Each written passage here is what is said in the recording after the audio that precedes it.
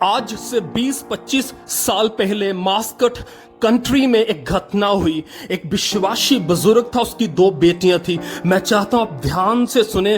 परमेश्वर आपसे बातचीत करेंगे, आपको ब्लेस करेंगे इस वीडियो के माध्यम से। उस बुजुर्ग विश्वासी की एक हैबिट थी कि वो घुटनों के बल आकर प्रार्थना करता था। वो ज्यादातर टाइम परमेश्वर की प्रेजेंस में बिताता था। एक दिन हुआ क्या कि परमेश्वर ने उसे दर्शन दिया, आने वाली बात के बारे में बताया कि इस शहर में वो एक बड़ा सुनामी लेकर आएगा, बहुत से लोगों के ऊपर उसका इम्पैक्ट पड़ेगा। वो डर गया।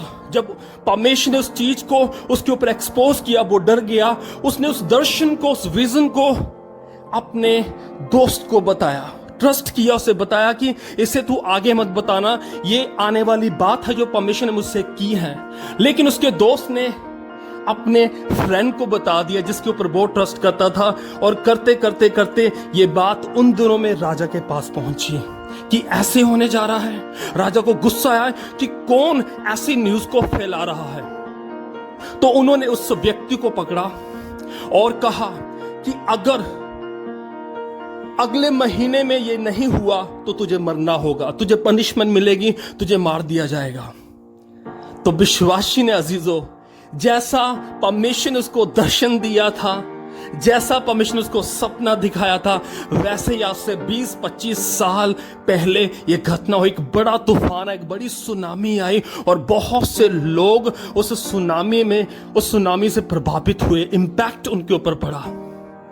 परमेश्वर ने जो दर्शन, जो सपना अपने बंदे को दिखाया था, परमेश्वर ने उसे पूरा किया। अजीजों, जैसा कि मैंने कई बार आपको बोला है, बताया है कि नबूकदनेस्सर को जब वो ड्रीम आया, वो सपना आया, उसके राज्य में इतने पढ़े लिखे लोग थे, सूझवान लोग थे, बुद्धिमान लोग थे, वो कोई भी उसके सपने के बारे में, उसके अनुवाद के बारे में बता नहीं पाया।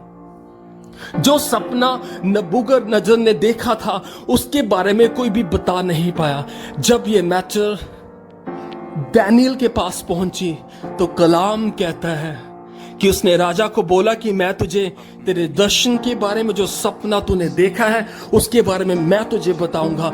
वचन कहता है नेक्स्ट आयत में कि वो अपने घर जाता है, अपने 3 मित्रों को जो घुटनों के बल प्रार्थना करने वाले थे उनको अपने साथ लेता है। शद्रक, मेशक, अबेदनगो को अपने साथ लेता है। वो मिलकर अजीजों उस रात प्रार्थना करते हैं, वो खूब प्रार्थना करते हैं। और वचन कहता है ठीक उसी रात परमेश्वर उस सपने की इंटरप्रिटेशन, अनुवाद दानियेल को बताते, उसके ऊपर एक्सपोज करते हैं।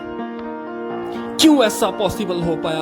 क्योंकि उनकी एक हैबिट थी कि वो परमेश्वर के सामने घुटनों के बल आते थे। मीन्स वो परमेश्वर के साथ संगति करते थे, परमेश्वर की प्रेजेंस में रहते थे, और परमेश्वर अपने भेदों को, अपनी बातों को, अपने दर्शनों को, अपने सपनों को उनके ऊपर एक्सपोज करता था। आज भी परमेश्वर हमसे यही चाहते हैं कि हमारे जीवन में ये हैबिट हो। जैसे कि हमारी खाने की हैबिट है, ब्रेकफास्ट, लंच, डिनर, एवरीथिंग, हम सब चीजें करते हैं, लेकिन ये हैबिट भी हमारी लाइफ में होनी चाहिए कि हम घुटनों के बल आकर परमेश्वर की प्रेजेंस में अपना टाइम दें। अजीजों, तब परमेश्वर हमें आने वाली बातों के बारे में बताएंगे, तब परमेश्वर हमारे ऊपर उन चीजों को एक्सपोज करेंगे जो किसी ने सोची ना होंगी, ना जानी होंगी। जैसे परमेश्वर ने अपना दर्शन यूसुफ को दिया, से बोला कि 7 साल प्रॉस्पेरिटी के होंगे और 7 साल के बाद अकाल आएगा। परमेश्वर ने आने वाली बातों को उसके ऊपर एक्सपोज किया। क्यों किया? क्योंकि वो परमेश्वर के साथ समय बिताता था, अपने घुटनों के बल आकर वो परमेश्वर के साथ संगति करता था। इसलिए परमेश्वर ने आने वाली बातों को उसके ऊपर एक्सपोज किया। आज परमेश्वर ऐसे लोगों को ढूंढते हैं, ऐसे नौजवानों को ढूंढते हैं, ऐसे भाई बहनों को ढूंढते हैं जो परमेश्वर को ढूंढते हैं, परमेश्वर के साथ संगति करते हैं, घुटनों के बल आकर परमेश्वर की प्रेजेंस में अपना समय देते हैं। अजीजों, आज भी परमेश्वर बहुत से लोगों को इस्तेमाल करना चाहते हैं। परमेश्वर चाहते हैं कि हम अपना टाइम निकालकर उनकी प्रेजेंस में आए। प्रभु इन वचनों के द्वारा आपको बहुत सी आशीष दे। सभी को जय मसीह की।